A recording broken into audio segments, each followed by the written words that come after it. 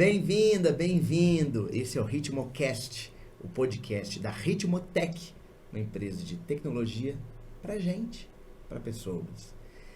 E já que a gente fala pra gente, já que a gente fala pra pessoas, vamos falar de um tema que está bombando no mundo inteiro, que são novos formatos de cultura organizacional. E para isso, nós temos grandes craques aqui que sabem muito sobre o tema. Craques que sabem muito de gente, de gestão e de cultura organizacional. A começar, a minha lateral esquerda, a querida e craque Soraya Lemos. Bondade Bem-vinda. sua. Obrigada. Eu que agradeço. Estou muito feliz de estar aqui. Acho que o papo vai ser bom, vai ser prazeroso. A minha ponta direita, a minha velocista da ponta direita, temos também a craque, que é a Camila Bertola, também que sabe muito de gente, de gestão, de cultura organizacional. Seja bem-vinda, Camila. Muito obrigada, um prazer e uma honra. E a minha lateral direita, a craque de gente, de gestão, de business partner da Ritmotech, a grande Suelen Merlo. Bem-vinda, Suelen. Obrigada, Madeira. Como sempre, um prazer inenarrável estar com vocês. Ah, gente. Ô, gente, e essa parada de cultura organizacional? Tem muita gente falando de novos formatos de cultura organizacional, mas tem muita empresa que está precisando de construir cultura organizacional. E aí, meninos, deixei a bola aqui no meio. Cada uma, vamos, quem quiser pega primeiro, bora. Deixa eu começar aqui então.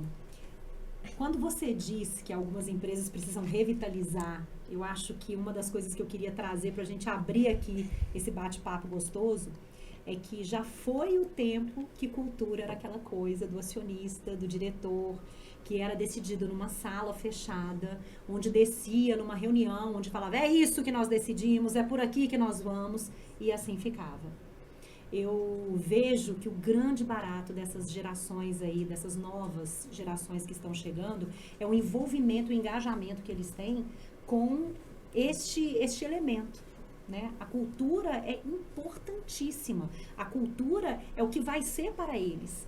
Quando você vai para uma empresa, você abraça aqueles procedimentos, aqueles mecanismos, aqueles comportamentos, vai fazer parte da vida deles, eles precisam entender, olha, é assim. Eu curto essa empresa, eu curto o meu trabalho e eu curto fazer desse jeito. Porque a cultura dá o norte de como nós vamos fazer tudo. E eu penso que cultura organizacional, assim como a cultura de um povo, ela tem elementos que são tangíveis, que são, a gente escreve, a gente cola na parede, a gente traduz num manifesto, a gente descreve valores corporativos, mas o elemento primordial da cultura não é tangível, não tem jeito de escrever, porque cultura é o jeito que a gente faz as coisas. Então, cultura é uma produção orgânica, né? É viva, é pulsante e é feita por todo mundo que faz parte daquele grupo. Então, pensem num grupo social, né? Num país, na cultura de um país. O que constrói a cultura daquele país? A identidade das pessoas. Então, a cultura corporativa é uma reunião de identidades que dão um direcionamento do jeito que a empresa faz as coisas. Porque quando a gente pensa em meta, em objetivo estratégico, eu quero aumentar meu faturamento, meu market share, quero ter uma penetração no mercado que eu não tenho. Isso é fácil da gente transmitir para as pessoas. Agora, a cultura é aquilo que codifica o jeito que eu quero fazer isso. E o mais interessante, qualquer empresa pode copiar a tecnologia, pode copiar o planejamento estratégico. Se ela tiver recurso, ela pode fazer exatamente uma sede igualzinha a outra, copiar o processo produtivo, mas a cultura de uma empresa é a sua marca registrada. Isso não tem jeito de copiar. Isso é exclusivo, é identidade, é impressão digital. Pode até ser parecido, né? Mas nunca igual. Exatamente. E assim, cultura é algo feito por cada um o tempo todo dia, numa conversa no corredor, né? Desde uma reunião em que a gente tem ali entre lideranças, entre C-levels. Então, assim, é algo que a gente faz dia após dia, né? É algo que eu faço com o meu colega de trabalho. É o que a gente está fazendo, né? Dentro de uma reunião ou no momento de descompressão. Então, e é algo que vai se moldando, né? Não é algo parado, é algo que se movimenta, se constrói e evolui evolui de acordo com a empresa, né? Com o que a empresa tem evoluído, ou que o time tem evoluído. Então, assim, não para, só anda, né? E meninas, como é que vocês entendem a importância? Por que é importante ter uma cultura? Por que é importante disseminar, desenvolver uma cultura? E a partir daí, aculturar as pessoas. Como é que vocês pensam nisso? Pensa numa escolha que você vai fazer de algo que você queira comprar, né? Então, cada vez mais a evolução da mentalidade do consumidor, a gente quer saber como que aquilo foi feito. Eu me interesso em saber, por exemplo, vou comprar uma roupa. Será que essa roupa foi feita num país em que existe mão de obra escrava? Será que o recurso que foi utilizado para fazer essa roupa, ele é sustentável, ele é responsável? Então, a escolha do profissional pela empresa, porque foi o tempo que a gente pensava que empresas selecionavam pessoas. Isso é uma via de mão dupla. Os profissionais selecionam as empresas. E os critérios, como a gente disse, tangíveis, remuneração, benefícios, né? Isso pode ser copiado, pode ser replicado. Mas é importante ter uma cultura forte e bem consolidada dentro da empresa para que eu consiga atrair os talentos que eu quero atrair, que eu preciso atrair e para que eles decidam ficar. Porque as outras coisas eles podem encontrar em outros lugares.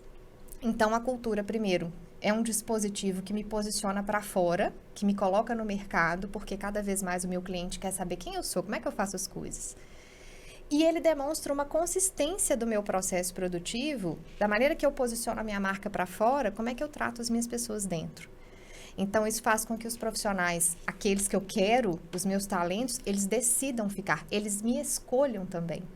Então, esse talvez seja um dos principais fatores que a gente pode pensar como relevância de uma cultura forte nas empresas. É engraçado que quando você falava, me veio uma coisa à mente, dando um exemplo muito, muito, muito tangível, né? Eu sou radialista também, de uma rádio que é posicionada como uma rádio de talk shows, uma rádio permeada pelo humor, seja nos programas de jornalismo, nos programas esportivos, nos programas de bem-estar. E a cultura, ela está ligada ao que o produto ou o serviço tem de diferente. Sim. É diferente de benefício ou característica. O que você é diferente? O que você se propõe a se posicionar? Então, a cultura está muito ligada, assim, penso eu também, à identidade. Quando você falava a palavra identidade, ela me veio automaticamente à mente, mas especialmente ligada a diferencial. A gente... Pegando aí também um gancho no que você está dizendo, identidade é diferente de identificação. Identidade é aquilo que é nosso ou que é da organização. Identificação é quando você está criando uma conexão nesses dois pontos. Eu gosto muito de falar que às vezes a gente entra nas empresas e as pessoas não conseguem pegar a parte mais gostosa da cultura é o abstrato. As pessoas não conseguem pegar o abstrato e falar, é isso aqui. Elas vão falando assim, aqui é assim, você vai entender, você vai perceber que aqui é assim. E as coisas vão se ajustando e você vai entendendo e percebendo como a cultura funciona. Eu gosto muito de dizer que cultura é quando a gente tem 5 anos, que a gente está em casa e o pai da gente fala assim, aqui a gente não mexe no que é dos outros. Aqui nós respeitamos fila. Aqui nós somos pessoas corretas. Uhum. Aí você cresce e vai para a empresa. Quando você vai para a empresa, cultura é a empresa dizendo, aqui a gente faz negócio desse jeito. Aqui a gente trata o colega dessa forma.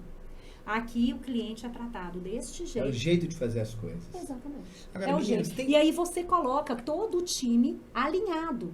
E tudo certo alguém não se engajar, quando a gente está falando nós aqui não estamos falando de juízo de valor, de ética, né? Nós estamos falando dos pormenores ali, da parte da estratégia, do objetivo, de como fazer, né?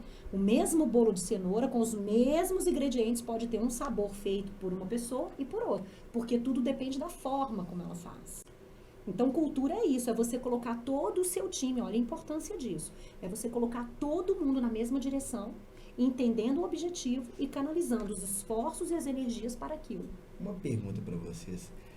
Existem tipos de cultura, eu não sei se a expressão mais correta é essa, mas para ficar didático também para quem está assistindo, nos dando o privilégio da audiência, tem tipos de cultura? A gente pode tipificar, classificar culturas?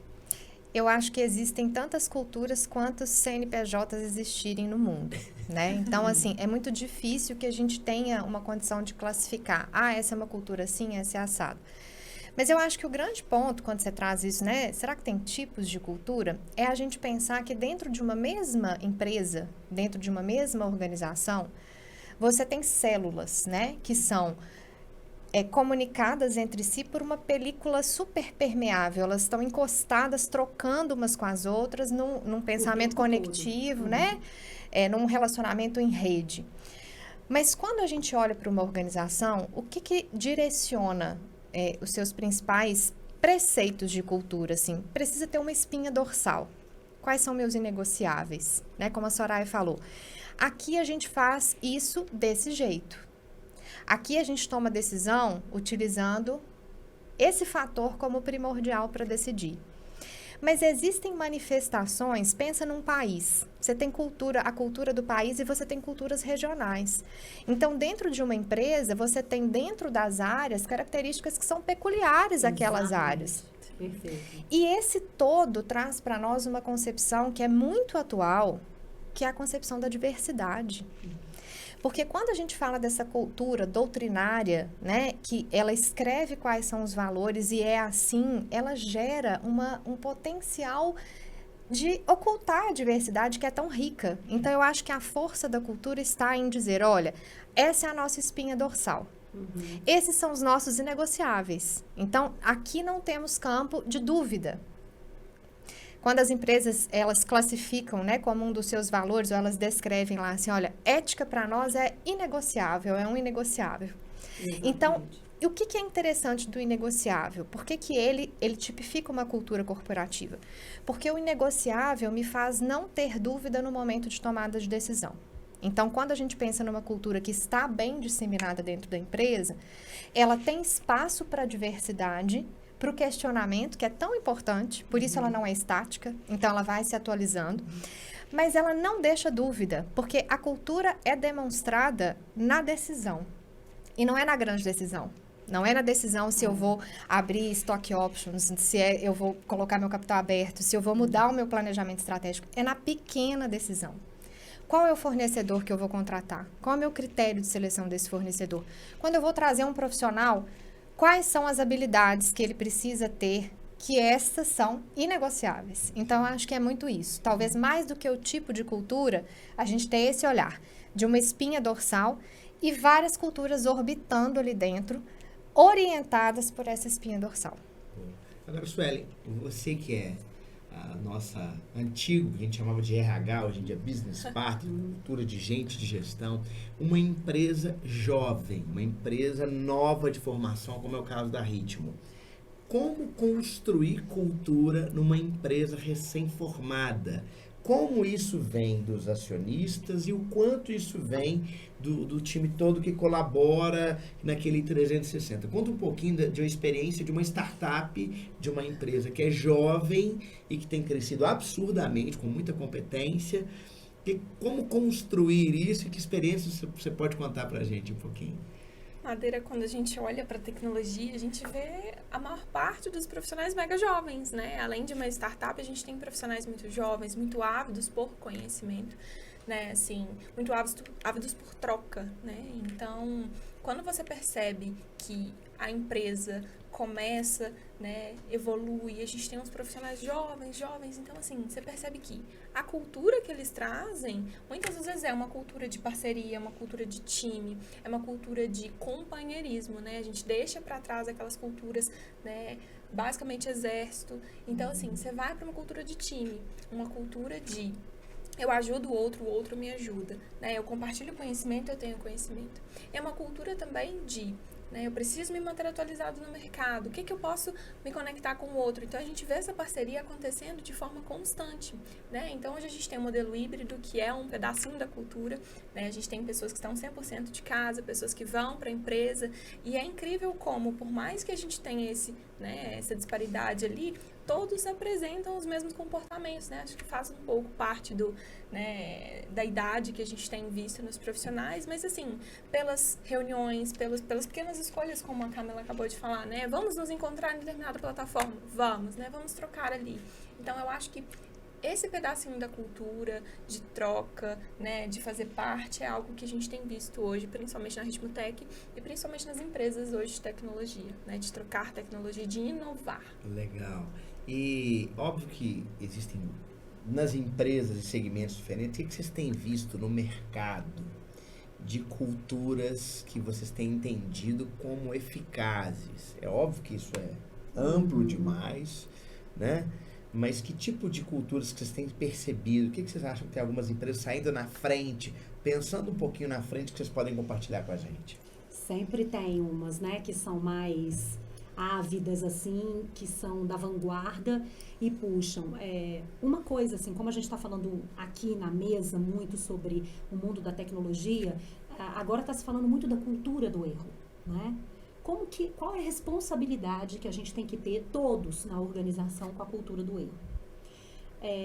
Quando muda um presidente, um CEO, quando muda alguém na organização e as pessoas falam, não é assim mais não, mudou tudo, não é assim mais não, fulano foi embora, fulano chegou, cicrano chegou e tá mudando tudo, não é assim mais.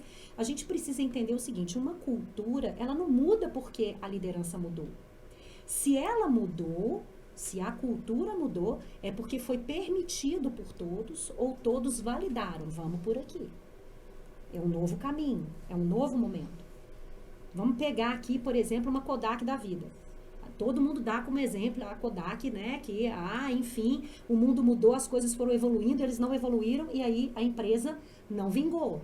Blockbuster, né? Então, quando você pega algumas empresas, algumas instituições que não deram certo, é porque provavelmente elas não entenderam que estava acontecendo um movimento importante e que elas precisavam se ajustar.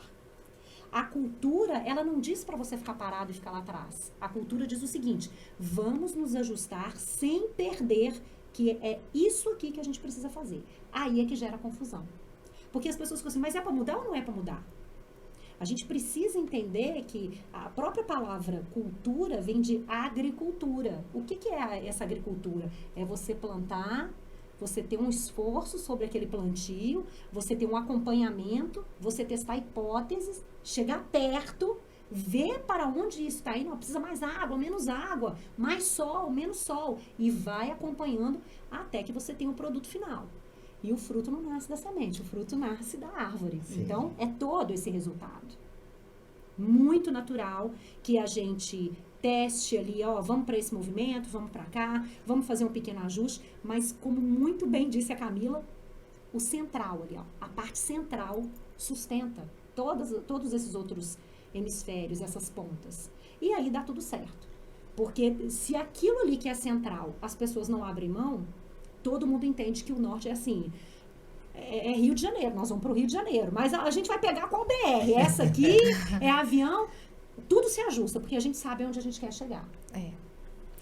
Fazendo uma conexão do que vocês duas trouxeram, eu acho muito interessante a gente pensar as empresas de tecnologia, empresas jovens, né, elas estão demonstrando para as outras empresas, as empresas que estão no mercado há mais tempo, a importância da plasticidade da construção dos manifestos culturais das empresas, né? Então, a gente não pode mais pensar numa cultura estática, que, como a Soraya falou no início, foi construída dentro de uma sala de reunião pelos acionistas da empresa. A cultura é uma efervescência de quem faz parte dessa empresa. E eu acho que 2 aspectos que a gente não pode deixar de falar aqui. Primeiro é a consistência. O profissional jovem, mesmo que ele não seja jovem, né? Os mais experientes também. Mas o profissional busca consistência. Porque se eu tenho uma cultura que trabalha em cuidar, de descrever, né? De uma forma muito bonita, o seu manifesto, os seus valores, se posicionar para fora, né? Criar toda um glamour ali em torno daquilo, mas a prática interna é diferente, essa consistência fica fragilizada e as pessoas vão embora. Não vira aquele quadro de missão, o quadro visão, na parede, valores que não tem nada a ver com a prática. Então, a consistência é o que faz com que as pessoas entendam que a cultura não é algo que está sendo dito, é algo que está sendo praticado. Porque se eu digo que, para mim, na minha empresa, ética é inegociável e eu pratico pequenos deslizes éticos, eu estou comunicando, mesmo sem dizer nada, que não é negociável. Se eu digo que inovação é um valor e não aceito erro, né? Eu quero que você inove, que você seja criativo, contanto que você não erre, que você não gere nenhum tipo de prejuízo para a empresa. Ou seja, eu não quero isso. E isso afasta o profissional, sobretudo o profissional de alta performance, porque ele chega e fala assim, opa, eu fiz o meu currículo, certo? Eu coloquei no meu currículo para entrar nessa empresa o que eu estou apto a fazer. Eu não posso mentir sobre a minha formação, eu não posso mentir sobre a minha experiência. Então, eu coloquei para a empresa quem eu sou, quais as habilidades que eu tenho. Mas eu espero encontrar essa mesma transparência na empresa. Então, se ela me diz que aqui é assim e quando eu entro não é bem assim, ela está ferindo algo que ela me trouxe como um convite para que eu viesse fazer parte. Então, essa questão da consistência é muito importante. E a consistência está na transparência de dizer o que eu tenho de potência e o que eu tenho de desafio. Porque o grande equívoco é eu pintar que a empresa é perfeita. Então, faz parte de uma cultura forte eu ter a transparência de dizer quais são os desafios que aquele profissional vai encontrar aqui, o que ele tem que me ajudar a construir e transformar. E o segundo ponto, comunicação. E o trabalho Cultura. remoto, gente? Você queria falar alguma coisa? Fala, por favor. Assim, a Camila trouxe, né, e quando a gente pensa no recrutamento e seleção, né, hoje nos profissionais de tecnologia, aquele ponto que a gente tem visto, os profissionais têm, né, permeado por várias empresas em pouco tempo, né, o espaço-tempo ali é muito curto. E como eu faço para manter, enfim, né? E quando eu ali estou mensalmente procurando um profissional, a gente entra no bate-papo, uma entrevista, eu preciso ter o que a Camila acabou de trazer de transparência, né? E pensando, nós vamos unificar trajetórias, né? Então, essa tomada de decisão, ela nunca é de um lado só, ela sempre vai vir dos dois. Então, eu preciso ser transparente, mostrar como a gente tem feito o negócio, como a gente cuida das pessoas, para que a gente possa unificar essa trajetória de uma forma consciente, né, feliz, responsável e, né, produzir tecnologia, negócio, inovação para o mundo. E como fazer isso mais à distância do que antes? Porque, em geral, na maioria dos anos até aqui, né, antes de chegar a pandemia é um divisor de águas em muita coisa, em gestão, em gente, em como disseminar a cultura à distância. Eu entendo que a cultura, ela é sentida em vários aspectos. Na forma como o líder comunica, como ele avalia, como ele dá uma devolutiva, um feedback, na forma como as pessoas fazem o acompanhamento. Tanto se fala do onboard, né? E agora está falando muito sobre o offboard.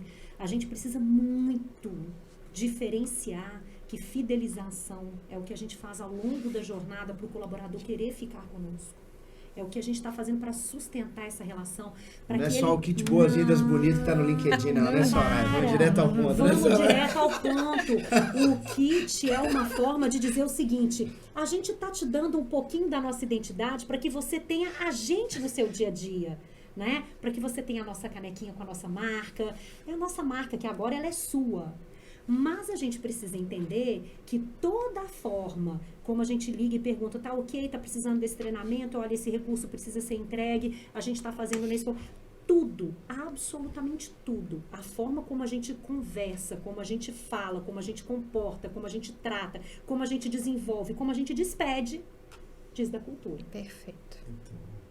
Tem um aspecto do remoto que é um desafio, sim, né, para o fortalecimento da cultura, para a disseminação e tudo, mas a percepção da cultura, ela está na sutileza, né, como a Soraya falou.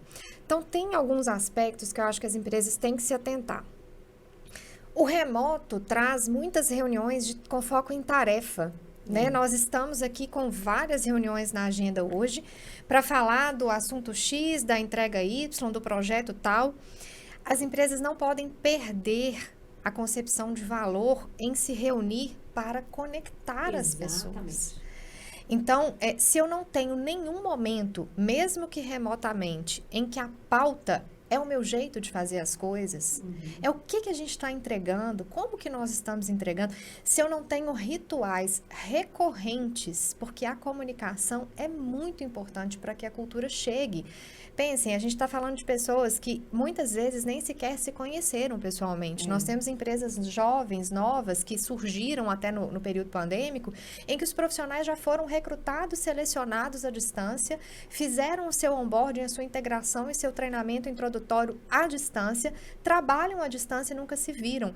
E olha, essa é uma realidade. Nós não podemos nos debater contra isso. A questão é como é que eu crio, dentro deste universo, momentos de conexão das pessoas com os artefatos de cultura da empresa. Então, assim, precisa estar na agenda. Isso precisa ter cronograma para acontecer. Verdade. Porque senão, morre, né?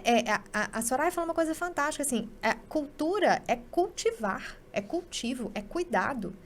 Então, se eu não olho para isso, eu não posso pensar que uma empresa que recebe sempre colaboradores novos, gente que entra, gente que se despede, como é que eu coloco essas pessoas para o jogo?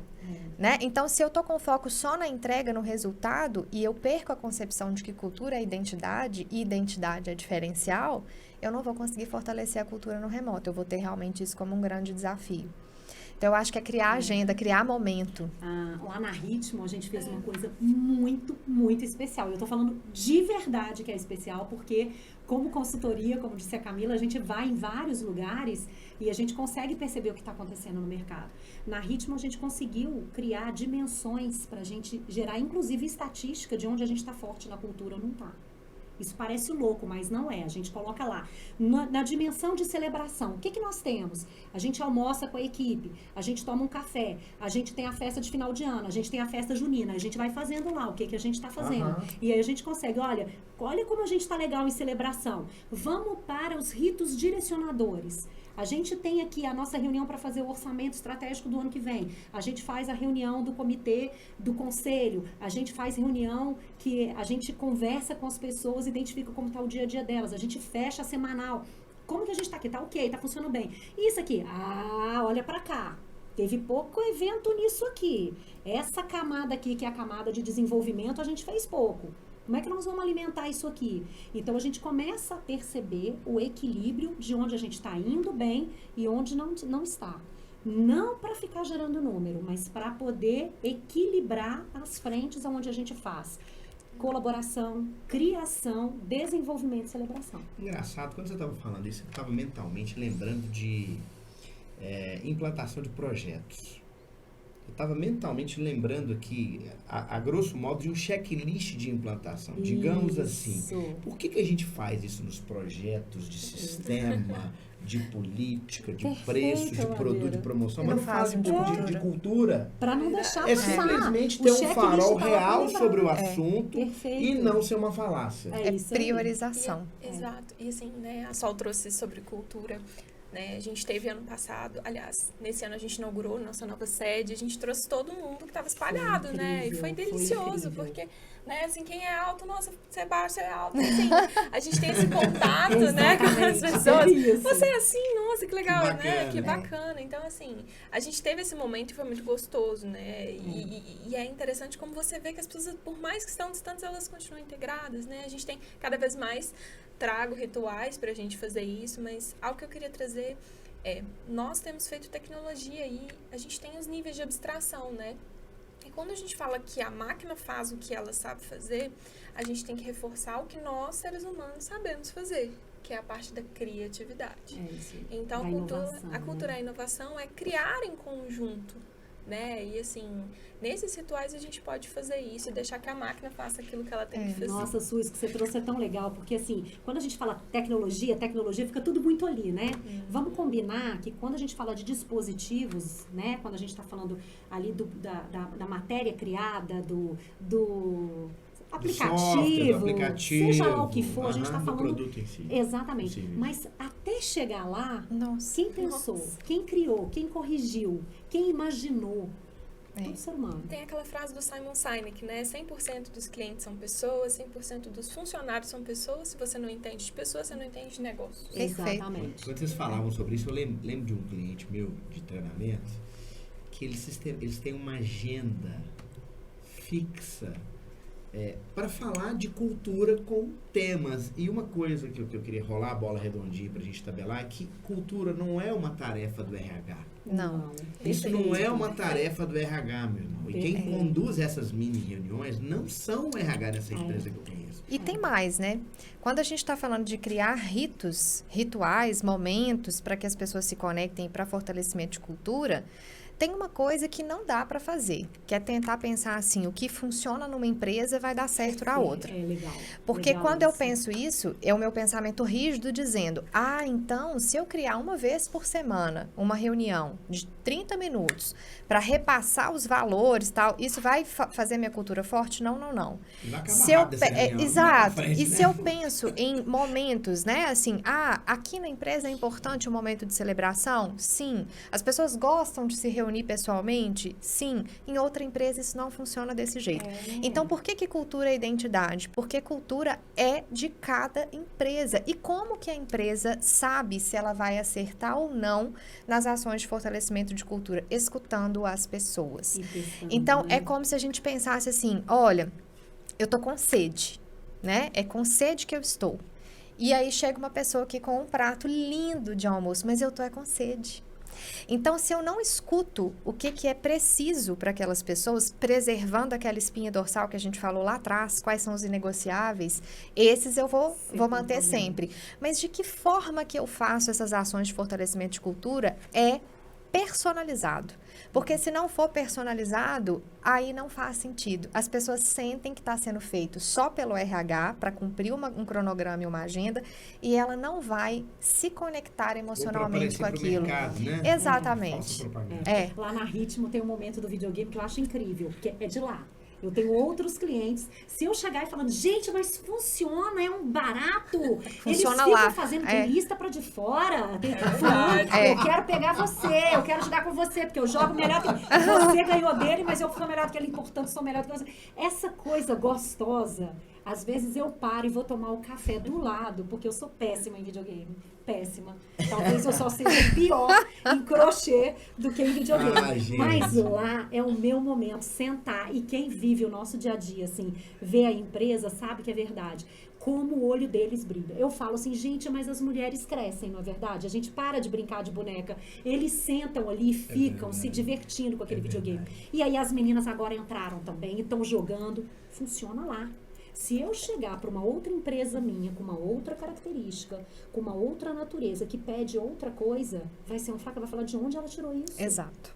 E as nanoculturas? Ensinem pra gente. O que são nanoculturas? Como é que se aplicam? Do que sobrevivem? Do que comem? Esse nome é ótimo. Esse nome nada mais é do que a modernização, né? De tentar falar exatamente daquilo que eu havia comentado. Vamos voltar. Tem uma espinha dorsal e temos várias áreas. Essas áreas se intercomunicam, são interdependentes, são interconectadas, mas elas têm suas peculiaridades. Então, a gente sabendo quais são os inegociáveis, pode ser que dentro da área de pessoas, talentos, cultura, RH, tenha características que são daquela área. Se eu vou para o marketing, eu tenho outras características. O comercial, para o jurídico. Então, as coisas circulam assim, por quê?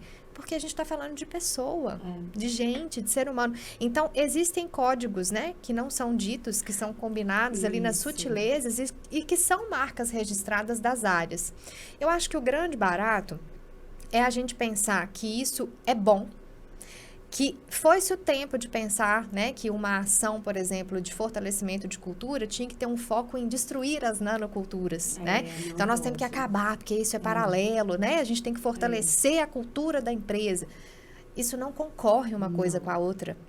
É o espaço de autenticidade, é o espaço de criação daquela área, de onde ela consegue colocar para fora as suas características. E isso pode colaborar muito com o fortalecimento da cultura da empresa. Na segurança de toda a organização, segurança, né? exato. Você pensa bem, quando a gente olha a existência do jurídico, por que a gente tem uma área de jurídico? Porque a gente precisa que ela ofereça segurança. Por que a gente tem uma área financeira? Porque a gente precisa que ela acompanhe toda a parte financeira, a saúde financeira da organização, né? Não necessariamente quem cuida do orçamento, quem cuida de toda a parte de despesa é só o financeiro, de jeito nenhum.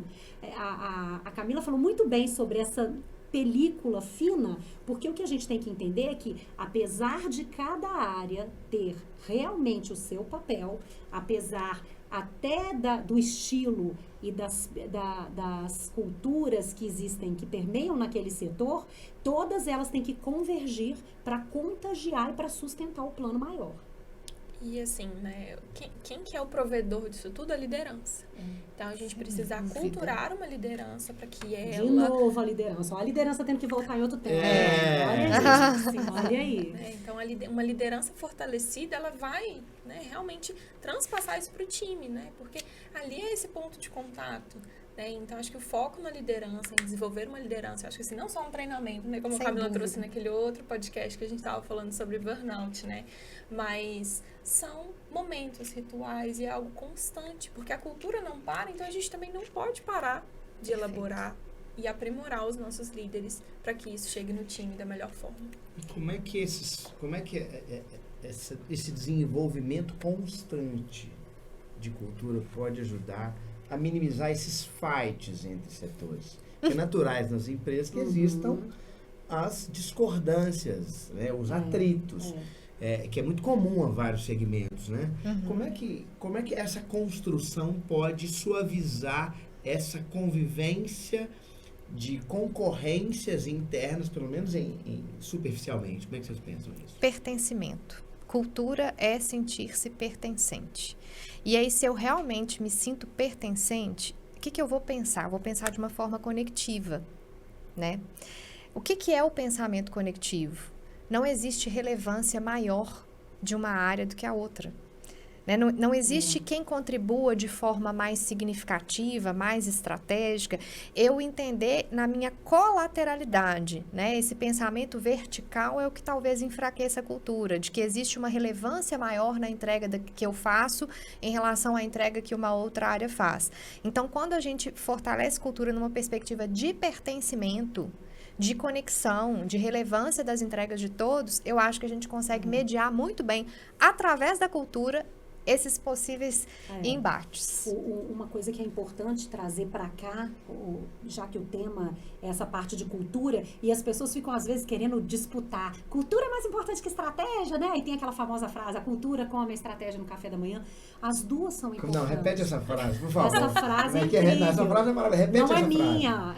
Essa frase Isso é maravilhoso. Ela estava na empresa, na Ford, onde ele dizia o seguinte: a cultura come a estratégia no café da manhã. Você tem um longo dia, você tem muita coisa, há muitos alimentos, há muitos desafios, mas a coisa acontece ali. O que a gente quer dizer é assim: primeiro, pensar global e agir local. Quando a gente estava falando sobre o remoto, tudo que eu faço para o presencial... O operacional ele tem que refletir o estratégico. Exatamente. E eu tenho que pegar e comunicar com as pontas. Porque não é porque ele está em casa porque ele é menos importante. Tem que chegar nele. E ele tem que estar alinhado. Número 1. Número 2.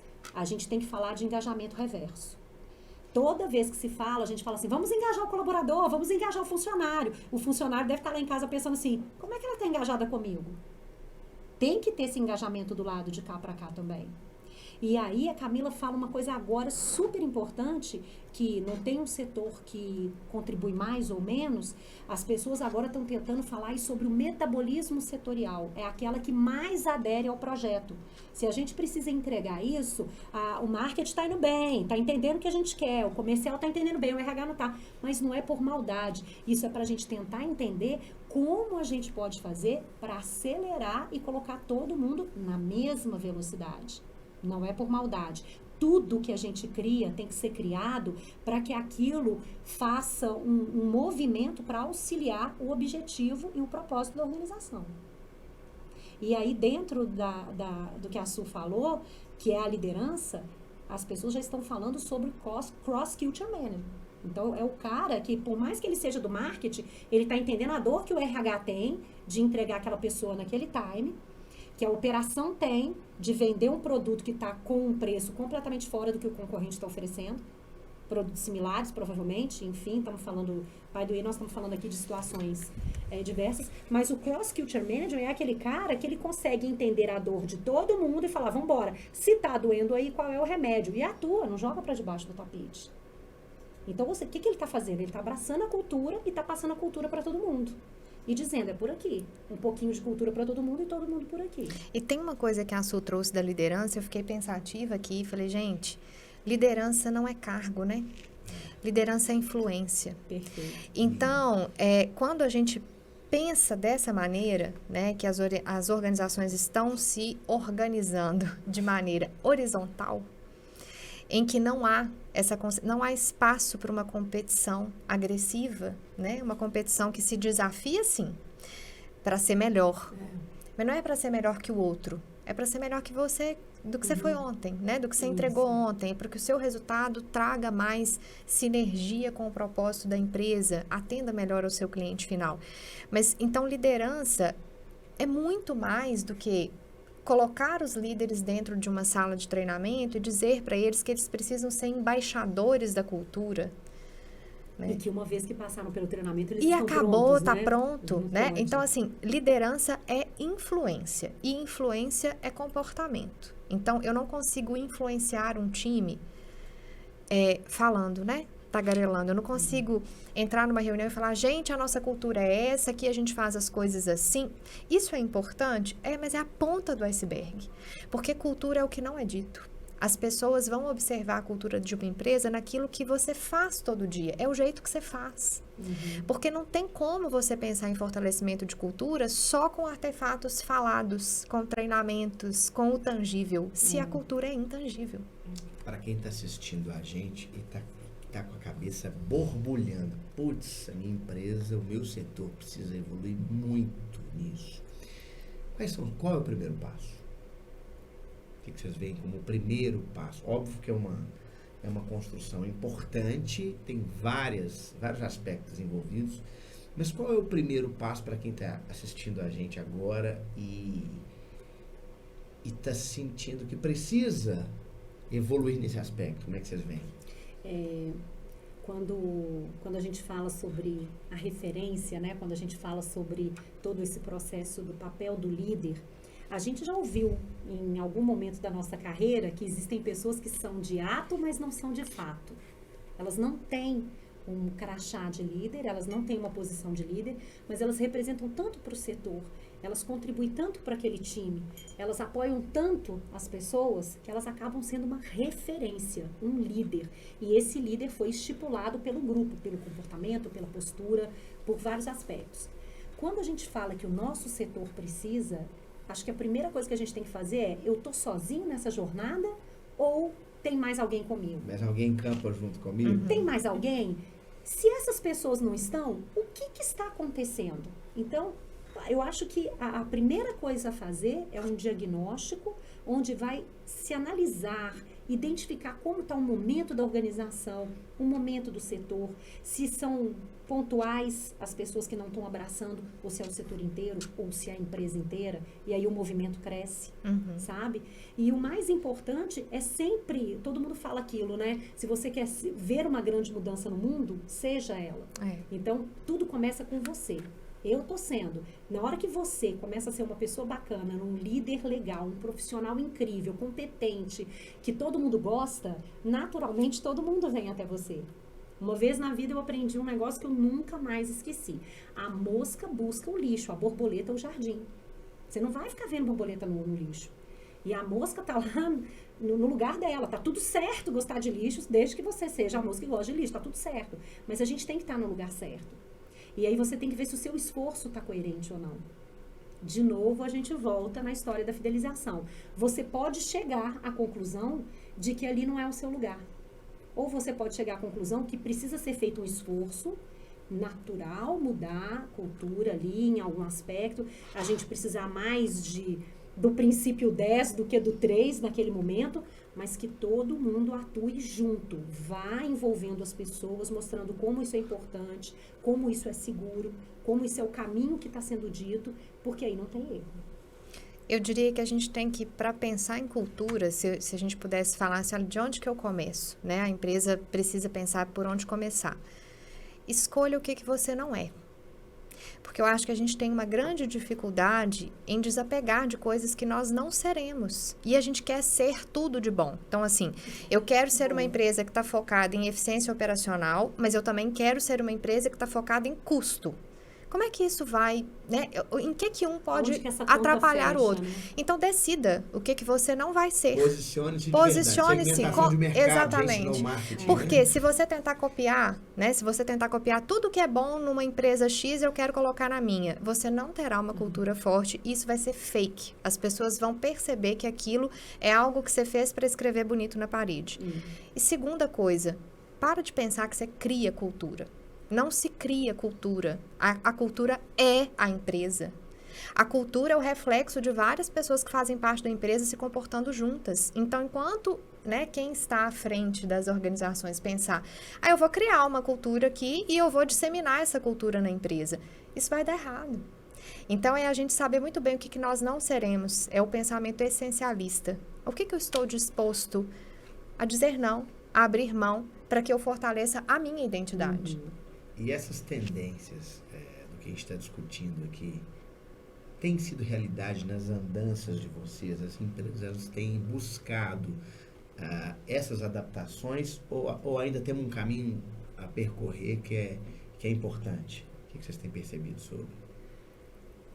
Eu vejo que existe de tudo, né? Pelo menos na minha experiência, eu vejo absolutamente tudo. Eu vejo pessoas que na hora que a gente fala assim, cultura é como barco, né? O que movimenta é a vela, mas é o casco ali que sustenta. É aqui, vamos escutar a turma. Vamos, claro que vamos. Mas faz aí o negócio e pede lá para o pessoal divulgar lá no marketing, botar na intranet. A gente vê de tudo. A gente vê a pessoa, né, que vira e fala assim, poxa, o mundo realmente mudou, né? Vamos ouvir a moçada, então? Bota todo mundo aqui. Vamos escutar como eles gostam, como eles querem. E vamos ver. Eu acho que vai ser importante. A gente tem tantos anos aí no mercado. Quem sabe agora não é algo novo, a gente não vai vivenciar algo diferente? Poxa, bacana e tal. E tem aquele que fala assim, de jeito nenhum, vai virar uma zona. É do jeito que eu quero e vamos por aqui. Quem quer vem comigo, quem não quer, vejo de tudo. Absolutamente tudo. Você me lembrou uma experiência. Lá quando eu comecei a ministrar treinamento nas empresas, eu fui numa empresa todo emperequetado de terno, paletó, calça social e sapato de bico. Chegando na empresa, praticamente vários profissionais de chinelo e bermuda. Olha Isso aí. há alguns anos. Olha o Como é Isso que é o cultura. mundo do mercado de trabalho tem mudado? Nós estamos vivendo exatamente na transição, né? De uma cultura. Você falou hoje sobre um modelo militar que copia práticas militares de gestão, né? Manda quem pode, obedece quem tem juízo. E como é que nós estamos exatamente na transição para um modelo de trabalhar de chinelo, de bermuda, em que a tendência do mercado ela influencia muito na cultura que nós vamos construir juntos, né? Demais. E se Agora, fizer sentido, né? A felicidade que eu vejo está onde as pessoas têm a voz delas ouvidas. Perfeito. Sabe? Quando eu estou aqui, eu escolhi estar aqui, eu estou oferecendo a minha criatividade, a minha energia, a minha emoção, a Mas minha é dessa contribuição. geração muito jovem, né, Soraya? Porque Exatamente. essa geração mais jovem, da idade, por exemplo, de Sueli, De Su. né? Vocês são muito jovens, vocês não Su. são do meu tempo. Né? Antigamente ela manda quem pode, obedece quem tem juízo, né? Hoje em dia essa geração mais jovem, mais inquieta, de propósito, que se não se sentir importante, não sentir que o trabalho ele melhora o mundo de qualquer jeito, eu não me identifico com isso. E Madeira, assim, a gente percebe hoje, até a quantidade de conteúdos que a gente consome, ela tem sido muito volátil, muito líquida, né? A gente tem o Bauman, que traz a sociedade líquida, e a gente tem vivido isso, né? De ser líquido, de ser, né, muito maleável. Fluido, e eu acho que né? fluido. E essas empresas tão rígidas, tão sólidas, tão robustas, nada muda, é assim, né? Tá na porta, a gente vai ter que fazer assim. Elas não vão se sustentar a longo prazo, né? Essa moçada, a tecnologia que tem vindo para facilitar a nossa vida. A gente quer facilidades, não só na tecnologia, mas nas culturas, né? No meu acesso ao outro, no conteúdo, enfim. Então, acho que, né, essa moçada que tá chegando aí vai trazer mudanças e a cultura não vai parar mesmo. É verdade. Gente, que papo gostoso. Pra gente envelopar pra turma que tá assistindo a gente, o que mais podemos acrescentar sobre esse papo tão gostoso, sobre uma conversa que estamos em momento de transição, né? Camila, o que você gostaria de envelopar e observar e contribuir para essa turma que está assistindo a gente? Eu diria que talvez o grande ponto seja trabalhar com as organizações a autenticidade, né? Entender o que funciona para o seu cenário. Boa. Quem você quer atrair? O que esses profissionais estão buscando? Como que o jeito que você faz as coisas favorece que o seu resultado seja não só atingido esse mês ou mês que vem, mas que ele seja sustentável, né? Então, eu penso que a gente pode encerrar com esse pensamento. Será que eu estou criando um ambiente colaborativo para atrair pessoas com mentalidade colaborativa? Será que aquilo que eu crio e divulgo lá no marketing, né, Sarai? Do que é Lá a no cultura, LinkedIn, né? exatamente. Tem muita mentira No LinkedIn. Nossa senhora. LinkedIn. LinkedIn, igual essa luz mas linda assim, aqui, a gente tá bonito, Tá tudo lindo. sem olheira. No LinkedIn Nossa! tá tudo lindo. Então, assim, será que isso tem consistência? Né? Não é que eu preciso ser perfeito. Eu preciso saber lidar com a falha, com o erro. Olha, inclusive dizer, tomamos uma decisão errada. Olha que bonito, né? Erramos, a gente vai voltar atrás. Então, assim, existe consistência, discurso, prática? Porque aí é que a gente entende o poder do fortalecimento de cultura. Então, Muito bom, muito bom. Suelen, o que você gostaria de acrescentar a esse papo sensacional? Acho que assim, né, essa mesa tão rica, acho que para fechar e concluir, a gente tem que cada vez olhar para as pessoas, né? A gente fala muito da organização, né, mas o que a gente tem querido pra gente? Porque uma pessoa hoje, ela vai querer estar numa organização que quer que ela esteja bem, né? Então, assim, acho que é uma troca mútua, né? Onde eu tenho um espaço para ser criativo, onde a empresa me entende e aceita a diversidade, né? Então, assim, eu acho que a gente tem que olhar tanto para o profissional quanto para a empresa. A gente tem que cada vez mais fortalecer essa via de mão dupla, o engajamento reverso, como a Sol trouxe, né? E fortalecer o cuidado com o time, o cuidado integrativo que a Camila trouxe em outro podcast pra gente, né? Então, acho que assim, a palavra que fica e o que, né, me carimbou aqui é o cuidado com o home office, cuidado com a minha saúde. Então, assim, quando a gente cuida um do outro, eu acho que a gente evolui muito bem, a cultura ela vai fluir, ela vai ser construída nos pequenos momentos e rituais. Soraya, Perfeito. envelopa pra gente. Eu acho que eu vou jogar uma bomba aqui na Ah, mesa, meu né? Deus. Adoramos fechar assim. Quando eu era novinha, tipo a idade da sua, assim, eu tava começando no RH, a gente ouvia muito também nas empresas, assim, as pessoas são insubstituíveis, né? E aí eu fico pensando, e assim, todo mundo vai ser substituído em algum momento quando você sai e tal, mas aquela cadeira vai ter outra pessoa, mas do jeito, com aquele perfume, com aquela alegria, com aquela criatividade, com aquele jeito, era quem fazia que estava ali. E isso, assim, não se muda. Por que eu tô trazendo isso pra mesa? Assim, quando o Fred Mercury morreu, o Queen acabou praticamente.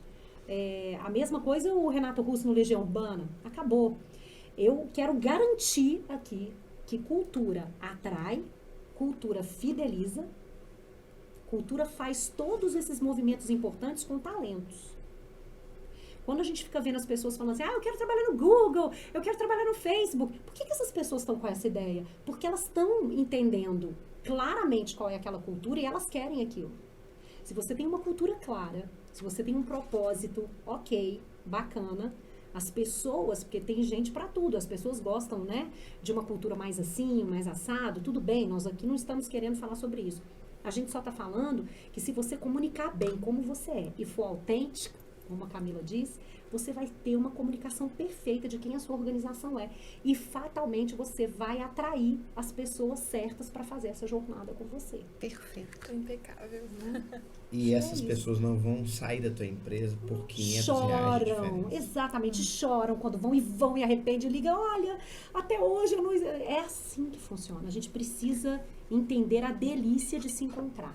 E se elas forem e deixarem um legado construtivo Perfeito. e saírem defendendo a experiência, tá tudo certo. Tá tudo certo. Porque carreira é ciclo, né? Então, sim. que a gente consiga ter uma cultura que proporcione ciclos transformadores, alegres, felizes para as pessoas. Sempre sobre pessoas, né?